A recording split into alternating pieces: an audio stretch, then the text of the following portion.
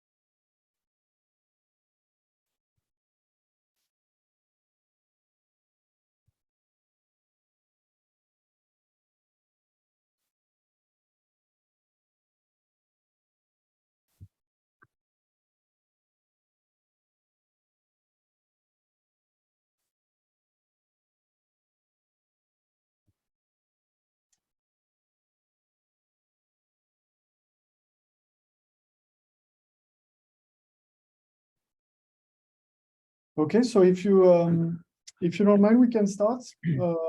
Jean, if you're ready to. I guess some other people will arrive, but I don't want to take too much of the time of those who arrive on time. So let's do like that, if it's okay. So welcome everyone to this event. It's my first virtual event, so I'm really happy to do it. I hope you'll like it.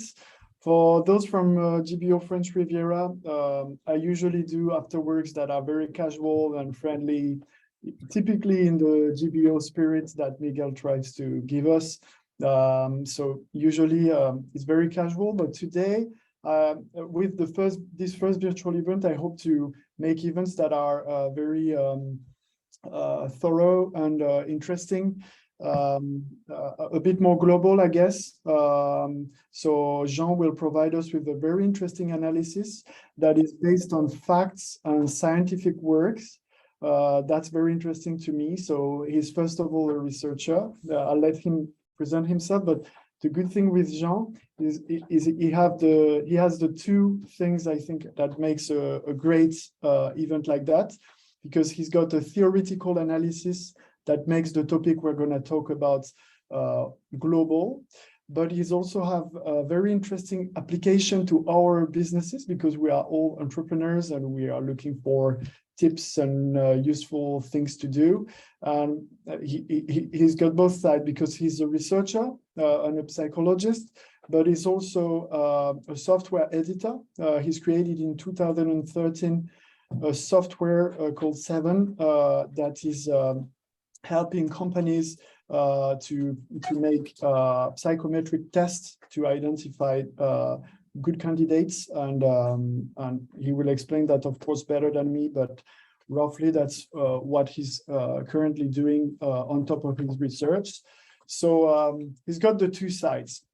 And when we talked together with Jean, I think we found that it was really interesting to analyze, to make a presentation about the global state of the market in terms of recruitment, because a lot of people are talking about a great resignation with a lot of people quitting their job currently. So Jean will try to tell us if that's really true according to the facts and the data that he has. And from that point of view, he will try to explain why the reasons of that might be found in the difference between hard skills and soft skills, maybe, and the application that we could have on our businesses. So now I will leave the voice. I will leave Jean speaking. Let Jean speaking. Sorry, and present himself and make this great presentation. Well, great. I will try. Okay, thank you, Antoine. Hello, everyone. So I'm Jean Pralong. I'm a professor in a business school called EM Normandy, and I'm the head of a research center dedicated to understand more clearly careers and employability. And on another hand, I'm an entrepreneur.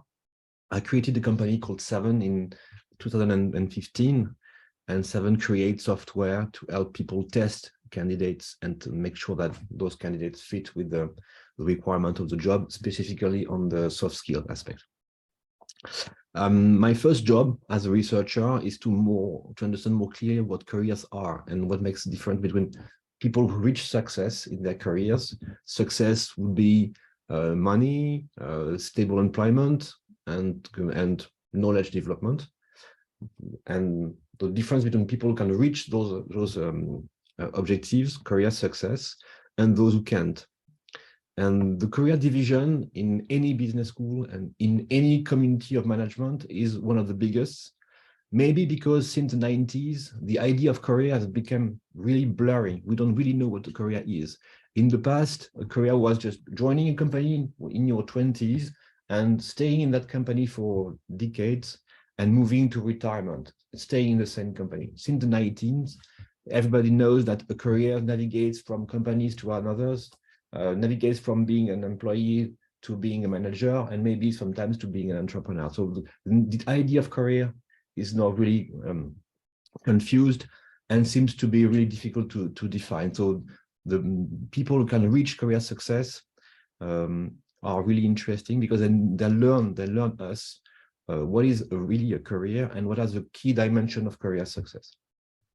And since maybe 5 years, I became more and more interested in the idea of recruitment, because it seems that these days recruitment is as fuzzy as careers were maybe 20 years ago. The shades around careers have came to shades about recruitment.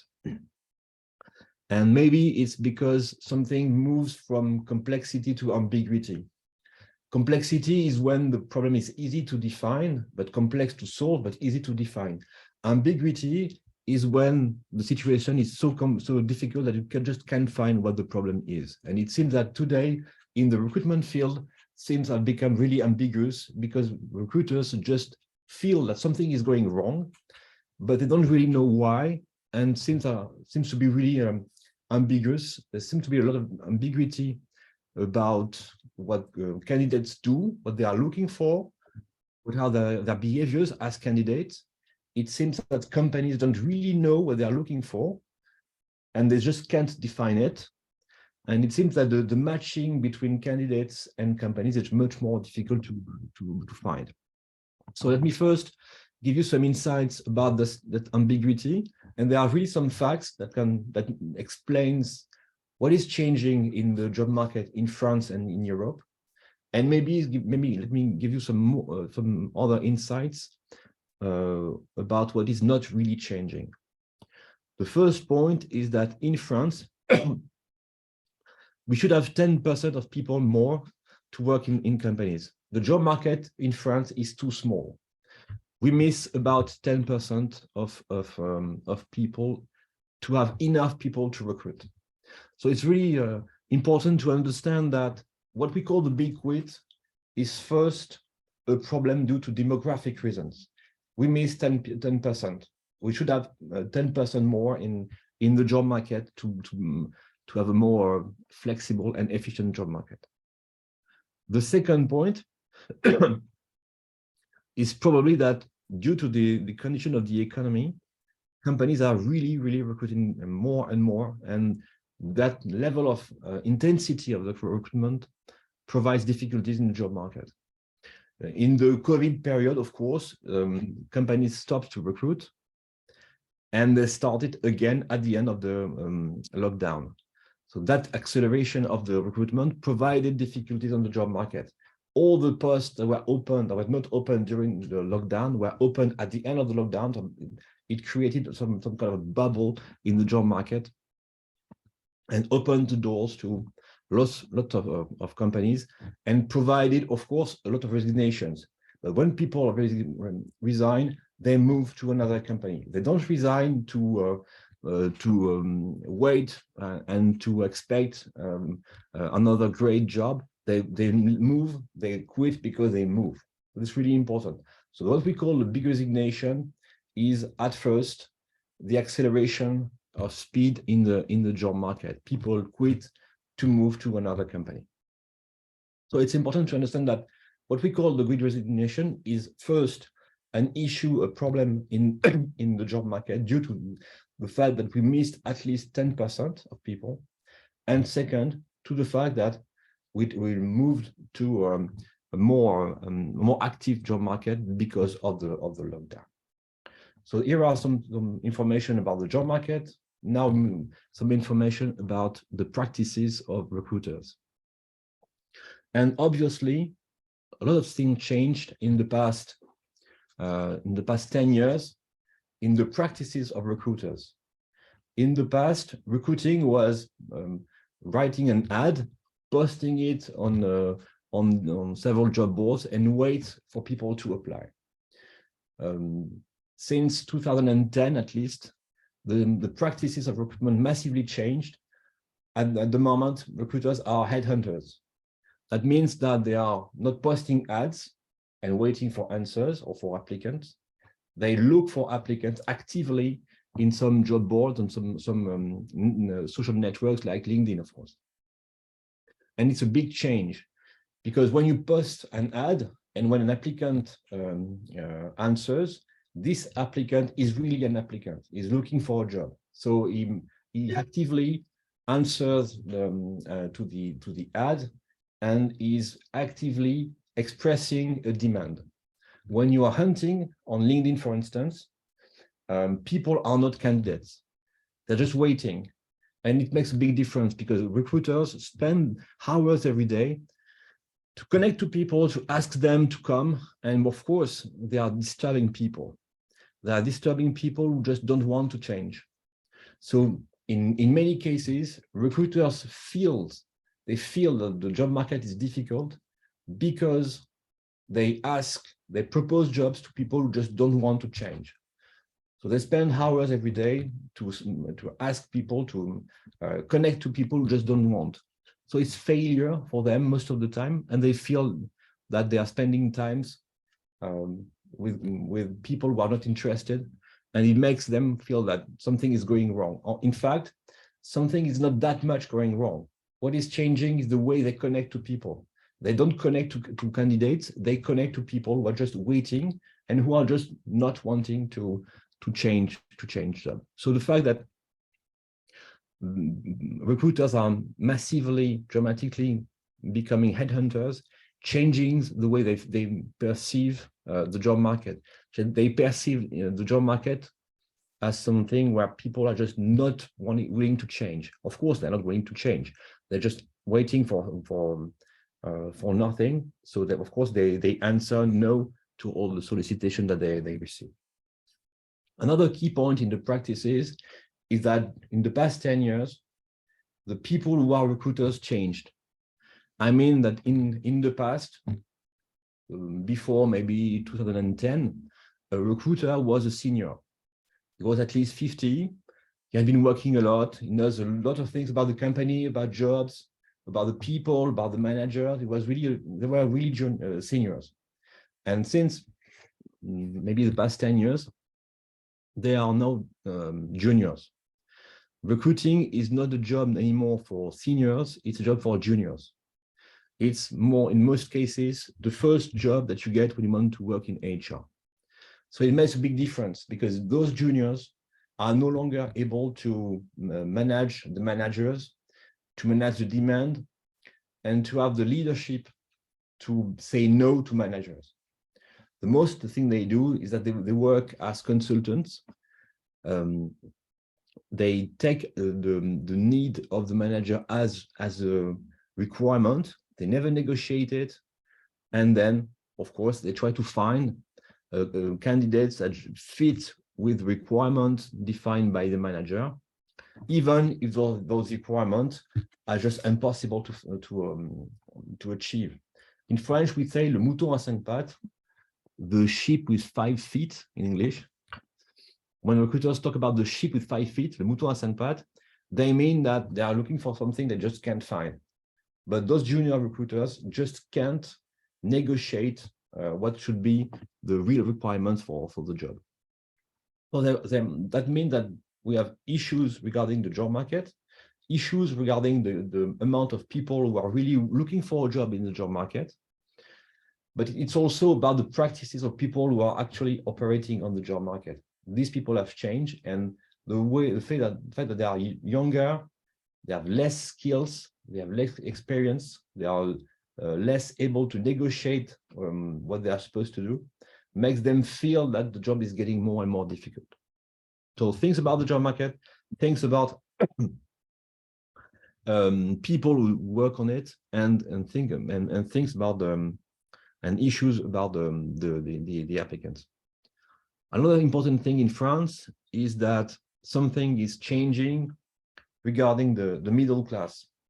In France, and maybe in Europe and in general, we see the middle class as people who really look the same, something homogeneous, like the fact that the population in France or in Europe would be made of a little group of poor people, a little group of very good people, and in the middle, lots of people who are just the same. In fact, it's really changing. And what we can see at the moment is the segmentation in the middle class. Some part of the middle class are just climbing, so they're getting more and more money, they are consuming more and more, and a lot of brands in the car markets or in everything are just made for these people. Audi is a perfect example for that. So there's a part of the middle class who is moving up, and on the other side, there's another part of the middle class who is getting more and more precarious. There's a lot of people in the bottom of the middle class who are supposed to be executives or look like executives and should have the life of executives, but in fact, they are getting less and less money, and they are moving down to a group of people who are just getting more and more in difficulties. So this is really important. It means that due to phenomena on the job market, specifically on some specific jobs, people are getting more and more money and they are climbing, and some others are getting less and less money. For instance, the people in IT, it's a fact that salaries in IT are changing a lot, and people who were just paid like maybe 40,000 euros in 5 years ago are now paid about 60 or 70,000 euros. So some people are climbing and some people are just moving down. And it's important to understand that the job market at the moment is getting more and more made of segmentations. There are people who are getting more and more money and who are really rare. So it's difficult to find them, specifically in IT, for instance. And there are other segments in the job market where people are just easy to find. And since they are easy to find, they are, of course, unable to negotiate their salary, and they are threatened with the possibility to move down to the bottom of the middle class. Another important thing is that people are really different in their relationship with the new way of recruiting. I mean, with digital recruitment. The common sense suggests that everyone in the middle class, and specifically in the youngest people in the middle class, are really easy or really able to use digital tools, such as job boards, for instance. In fact, we made a research maybe like 1 year ago, and we were really surprised to understand that even if people who graduated at master level just don't understand what a job board does. They just don't understand what happens when they upload a CV, for instance. And they feel it, they frame it as some sort of black magic. And they see the job market as something related to luck. In fact, there's nothing related to luck in the job market. Maybe there's some probabilities, some statistics, but at no point there is luck. If you have the skills, you will probably have the job because the job market is sort of rational. But for many young people, the digitalization of the job market makes some black boxes appear and makes a lot of things become more and more impossible to understand. So it's important also to understand that the practices and the digitalization of the job market makes some people much more insecure than they used to be. And of course, makes people more and more secure because they master it. But there are many people who just don't master those changes.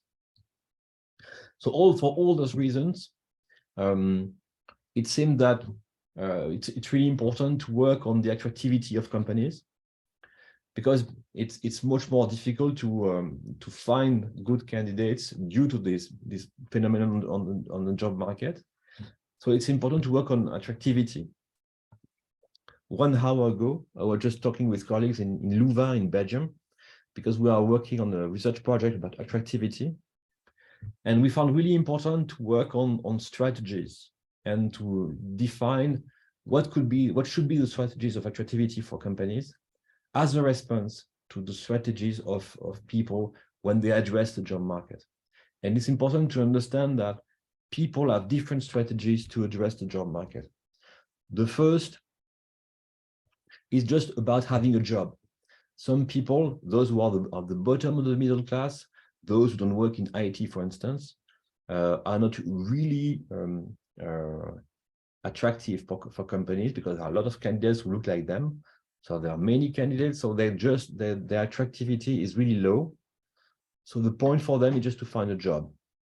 And some people are looking just for a job. They don't care about the meaning of the job. They don't afford to think about the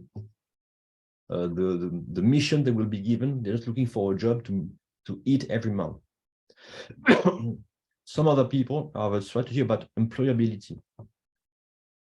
Employability is a way for them to find another line on the CV, to move from an employed position to an employability position.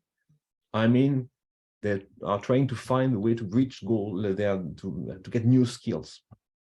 So they're trying to move from a position where they just have a job to a position where they will have a job that will give them some new skills to move away in the next step. And third, we have people who have a strategy about their careers, and they are really looking for a job that will provide them with money and meaning and skills. But in fact, there is 3 job markets: people looking for a job, people looking for employability, and people looking for a career. And it's really important to understand that people don't have the same hopes and needs when they address the job market. The common point of these people should be, at least when you are a recruiter, to make sure that you hire people for the good reasons. And it's a consequence of digitalization that there's a lot of theories about what should be a good applicant. And in fact, those theories hardly take into account the real dimensions. I think before I joined, you talked about personality. We know that there is no relationship between personality and performance. But since there is a lot of people who use personality tests to make recruitment, we know it's useless. But the use of these tools is easy when you digitalize your process. So it seems obvious to use it. It's not useful. So what the key point for a company is to make sure that people are recruited for the good reasons. And that's what we do at Seven. And then maybe I move to the soft skill issue. My point when I created the company is to help companies find the real skills that they need and make sure that the candidates have their skills. And it's important for two reasons. First, to find the best candidate, the best candidate, to make sure that the assessment provides companies with information with who are the best candidate. Second, it's also important to use tests as a level of attractivity. For the most demanding candidates, those who are rare, those who can make choices, it's important to give them information about the probability that will be successful in the job. Making a difference as a recruiter is convincing the candidate that he will be successful. Candidates just don't accept a job because they like it or because the company is well known. It's mainly because they can be sure that they will be successful. So assessment is key also to reassure the candidate. And what we do at Seven is we try to give as much information to the recruiter and to the candidate. We are really in developing a theory and practices about added value process. We run the process and the test to add value for the company, of course, but also for the candidate, because the candidate has, in many cases, the candidate has power, so he has to make a good choice. So he has to have real information to make the good choice. So we assess soft skills. And you see my point, attractivity for candidates means making sure that candidates are the best for the job and reassuring them that they are really the best for the job. So hard skills and soft skills.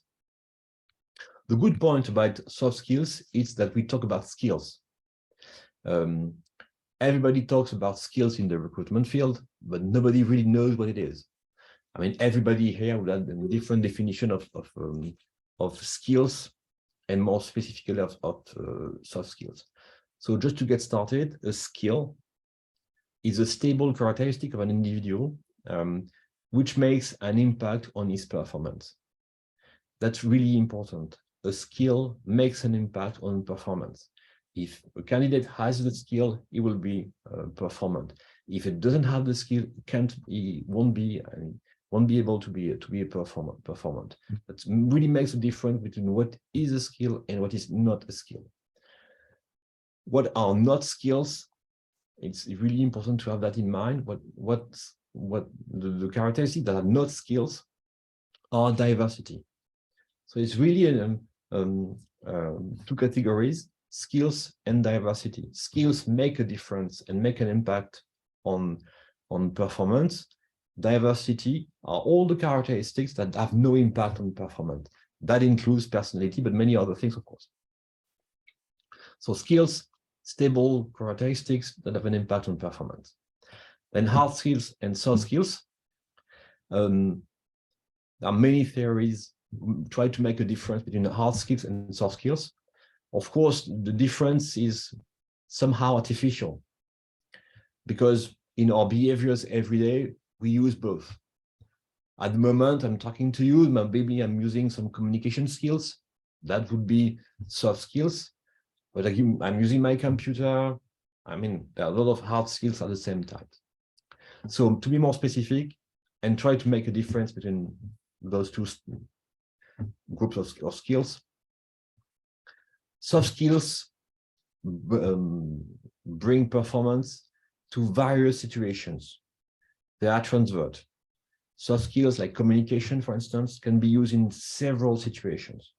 So soft skills is a skill that is useful in many various situations.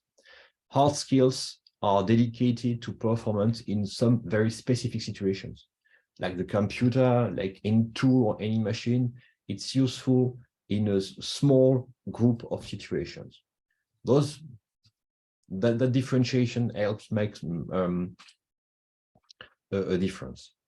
And at 7, as I did in my research, I define skills on the psychological point of view as the mix of two kinds of resources. The first resource that is a really important part of any soft skills is problem-solving strategies. The soft skill is first based on how to do things. So what kind of cognitive strategy do you use to solve problems? That's the first step. And the second step is why you do things. Why doesn't mean motivation. Why does mean how do you interpret the situation? So it's about the beliefs that you have about some situations. I mean, situations like we imply other people. So what do you think with collaborating, for instance? The beliefs that you have about collaborating and working with other people are key to understand what will be your soft skills in collaboration situations. So let me be more synthetic. First, issues about the job market. Many of those issues are related to differences in the job market and segmentation in the job market. One way to solve the problem is to address candidates with information about their probability to success and to make a more sharp analysis of their resources and skills. Another way, the best way to do it is to analyze soft skills. And that's what we do at 7.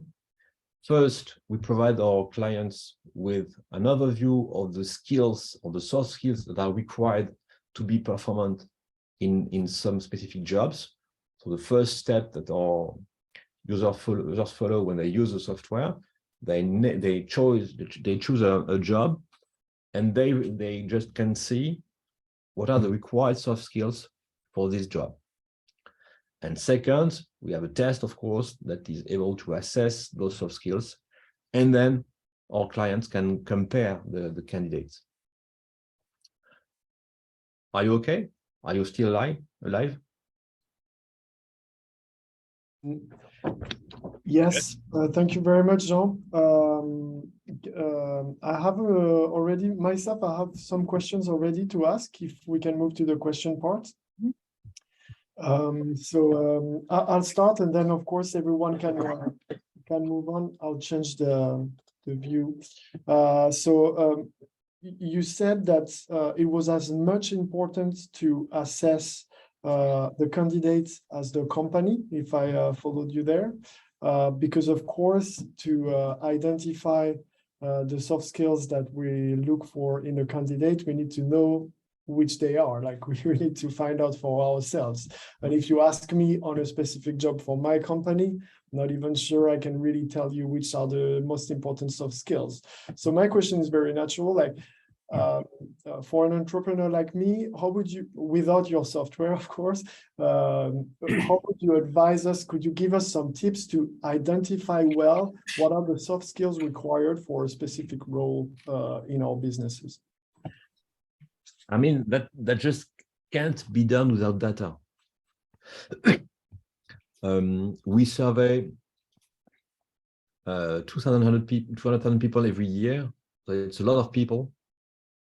And it's impossible to answer that question without having a look at the data and making sure that we clearly have information about who are the performers and who are not the performers. And this is why the information appears. And really often, it's important to have a look at the data side of career performance, because we have a lot of beliefs about who should be a performer. For instance, many people believe that salespeople are good when they are extrovert, and we know it's not. It's just a belief, and it's not true. So it's important to have a look at the software for me to answer that question. But if I may, like, for small businesses, it's sometimes very hard to have data. Like, for instance, like, have a very, very low history for my company of only 4 people, it's kind of difficult to have a thorough analysis of what we've done in the past. I'm not talking about data in your company. I'm talking about the data that we have. Okay, yeah. Very clear. We survey many people every year and every 6 months, and we survey what they become, even as entrepreneurs, and we make the relationship between the soft skill that they have and their performance as entrepreneurs or as employees in job, and then we can make sure that some specific soft skills are really required to be performant and more or less important in the performance of people. And for those who don't have access to this sort of data, then the tip would be to try to investigate for ourselves, ask other people, like try to gather as many information about that specific role we are looking for to have a very pragmatic approach to the recruiting. Okay, thank you. Does anyone have questions? No. Oh, yes, Anushka? Yeah. I will put my video on, yes. Hi, thank you so much for this moment of exchange. That was really, really useful and confirming some that I was already thinking about. I have just one question concerning specifically the senior market. Because you just pointed out the fact that recruiters now are more and more younger, so with quite a certain they are looking for some certain candidates and requirements. What about the senior market compared to the trend in the recruitment market? What would you, what are your observations in terms of the change on that? Yes. It's really linked to the skills and the job that you are looking for. I mean, seniors, when they are engineers, when they graduated from big schools, for instance, are more or less as okay as any others or any younger people. It comes different due to 2 facts. There is really an issue regarding the amount of changes that the people have had in their careers. If you change too much, then you change too much.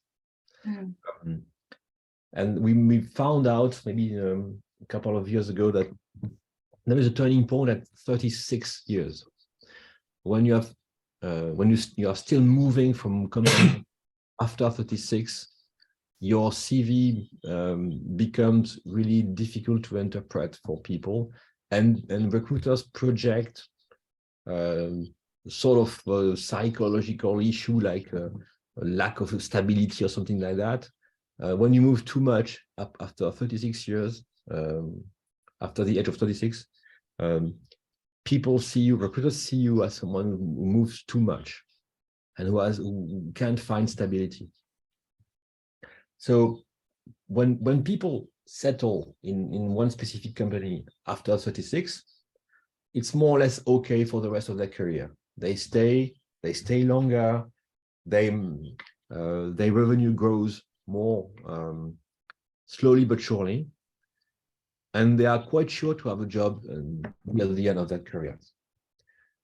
Of course, the case of entrepreneurs is different, but more or less for employees, it's like that for people who are just stable after 36. For the people who are not stable after 36, who keep moving, there's a curve of revenue with getting down after 45. Because when you move too much, finally move too much, I mean, finally, maybe get fired or quit for the bad reasons. And we see that people who keep moving after 36 take big risks, and they are more or less confronted to difficulties like employment or a decrease in their revenue. Thank you. I have a question, but at first I like very much a lot of the information. It was interesting, but for example, in Sweden, Now the problem is that people don't like to quit. And I think the main reason is security. It's a not so secure situation. So before, it was many people who like to get a new job because it's a high percentage which like to go for another employer because they are not satisfied with the job as such thing. But today, there is a problem with that. You mean people don't want to move? Yeah. And why is that a problem? Because some people like to recruit people, and there is a shortage. And you need some people, and they are not interested. Yeah. But before this situation, it wasn't like that. But today it is. Well, it makes some people happy. I mean, it's maybe the people who stay and are happy to stay, and maybe their current employers. Because one thing we never mention in France when we talk about the big quits is that people quit to join other companies, and then that makes some people happy, the people who recruit them. So when people leave and quit to move from one company to another, of course, that makes people unhappy, the people who are quitted. So it's like what apparently happening in Sweden. People who don't leave make the employers happy. They're happy that they have people who don't quit. Of course, they make recruiters unhappy because the job is really getting more and more difficult. But you know, the job market is made of people who move. So when you move, there's an empty seat where you were. But if you don't move, well, your employer is happy. Yeah, but it's all the situation you have to make a decision. It's unsure security. What you know what you have, but you don't know what you will get. And by the way, I have a kind of method to figure out that.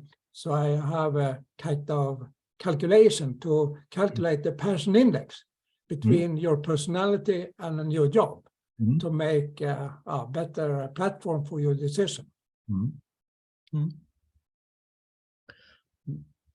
Okay. Miguel? Yes, maybe Jean. we can move on with this question. Yeah, Jean, thank you for the presentation, very clear. And I would like to know your take about AI revolutionizing the world and its impact on the job market. Will that mean that we will be forced to resignate instead of take the decision? And what would you think that companies how will they treat this? Okay. Maybe two things. The first about IA.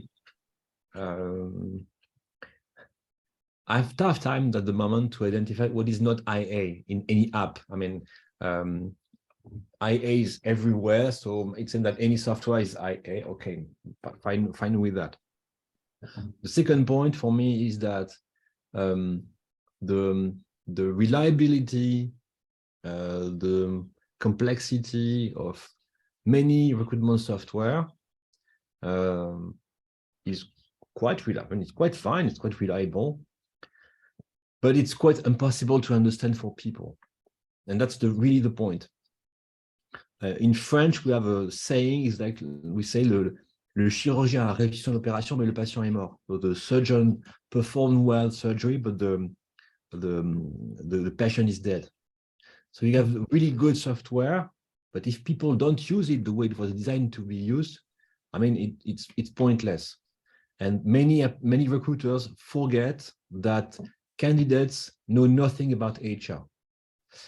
So candidates don't master what a process of recruitment is, at what stage they are, what is the probability that they will succeed. They don't know that. That's just normal. Being a candidate is not a job.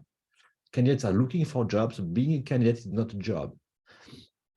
So many software used in recruitment are really fine. They're really perfect.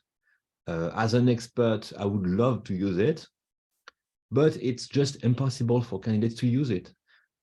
using a software when you're taking when your career is in the game is different than buying a movie ticket on the internet. I mean, the game is totally different. And like I said a couple of minutes ago, people picture it as a black box made of odds, magic, and many strange things, and they just can't understand that it's just rational. There's no ghost in the machine. It's just rational things. So the use of IA and many apps is getting the recruitment much more complex and fuzzy for candidates, and it's a big threat. Okay, thank you, Jean. Maybe Margot, you can move to the next question. Hello, my name is Margot, and I work with Antoine Bonouage. And my question is, you mentioned that, for example, engineering is becoming more and more attractive as an industry and salaries are getting higher. And I was wondering, when you spoke about industries where now there's too much saturation and candidates aren't really desirable, what are some examples of those industries that are kind of losing value and where there are too many workers applying? Building, hospitality. Nobody anymore wants to build. I mean, it's the toughest sector. Contractors, and also hospitality, maybe for different reasons. In those two sectors, there are difficult work conditions due to work hours. You have to work during nights for hospitality, for instance. You have to work outside for building. But the main issue in those two sectors is that employers don't want to change. Just for the anecdote, maybe 2 or 3 months ago, I was talking with the CEO of a big hotel company, and we just said that obviously people were not paid enough in that sector. And all he had to say was, it's a tradition. Wow, it's a tradition. Well, some traditions have to change. So at some point, employers cry for the problems they created themselves, or the problems they don't want to solve. Thank you.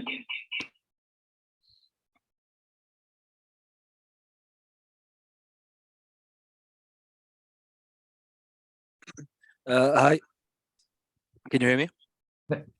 Yeah, my name is Mohammed. I also work with Antoine, and I have a question that goes the same way we're saying about tradition and stuff like this, about recruiting method, maybe practices that may be outdated, for example. And as you were saying, recruiters are getting younger, and maybe something that were like tradition or practice that were used in the past maybe are no longer relevant. As we're saying, for example, personality test.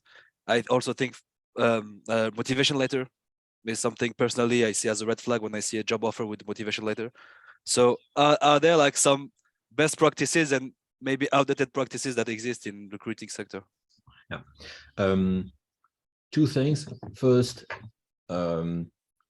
being a candidate is not a job. So people just make CVs or profiles on LinkedIn as good as they can, but it's not the expertise of the candidate to be a candidate.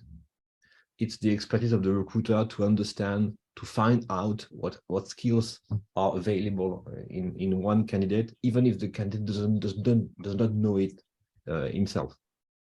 So first, a really important point: never expect the candidate maybe to tell the truth or maybe to know exactly who he is. It's important to maybe to reveal to an applicant who he really is, and maybe help him discover who he is. It's really an important part of the job. And second, it's really important to understand what people do instead of what they are. There are too many questions in any job interview focusing on who people are. Once again, personality and everything. We don't care about that. We do what we care about what people do, what they perform actually. So it's useful to put them into a situation, maybe like questioning them about what they do in some other situations. And one thing I like to do is maybe the tip for the end of the session. One thing I like to do is to ask people who are the worst experience. Who are the people who really hated to work with? What was your worst experience as a manager or as any job? And why, of course? And what was your worst situation? And it's interesting to make people think about what they don't like and why, instead of letting them think about what they like, because they don't really know. We don't really know what we like. We know what we hate because we really remember that. Thank you very much.